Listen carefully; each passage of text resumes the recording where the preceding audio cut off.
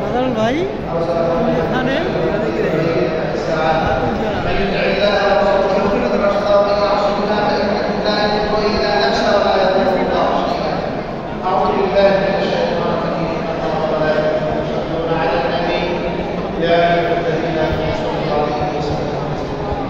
اللهم صل على سيدنا محمد عبدك واغفر لنا وارحمنا ذنوبنا وانصرنا على القوم الكافرين.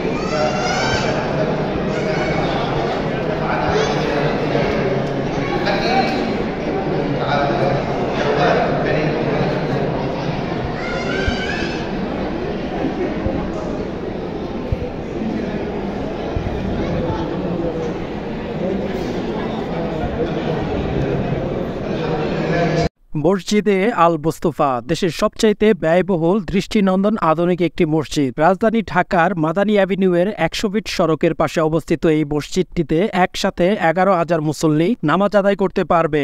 দেশের ইতিহাসে প্রথম ৩০০ কোটি টাকার এই মসজিদটি দেখতে প্রতিদিনই দূর দূরান্ত থেকে মানুষ ছুটে আসছে। বর্তমানে মসজিদের বাহিরের অংশের সৌন্দর্য বর্ধনের কাজ চলছে।